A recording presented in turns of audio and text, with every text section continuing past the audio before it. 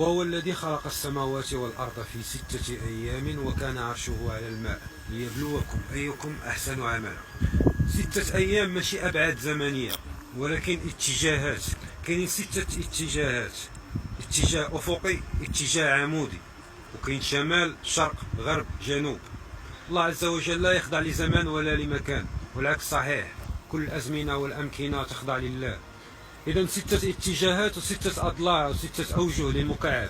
يوم الجمع، البعد السابع، حين جمعت فيه جميع الاتجاهات، يوم الجمعة، ليبلوكم أيكم أحسن عملا، بمعنى أن الله عز وجل حطنا في واحد نظام محاكاة، في واحد الحقل ديال التجارب، باش تكون في واحد الحقل التجارب باش يبان اللي مزيان من اللي خايب. ثم استوى إلى السماء وهي دخان وقال لها وللأرض آتيا طوعا أو كرها قالتا أتينا طائعين.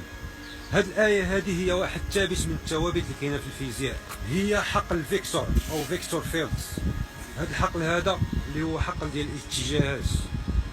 هذا الحقل وهذه التيوري هذه كتشرح لنا هذه الآية بالتفصيل كيفاش لأننا كنعيشوا في واحد الحقل كبير، ولأن الله عز وجل هو المركز ديال هذا الحقل.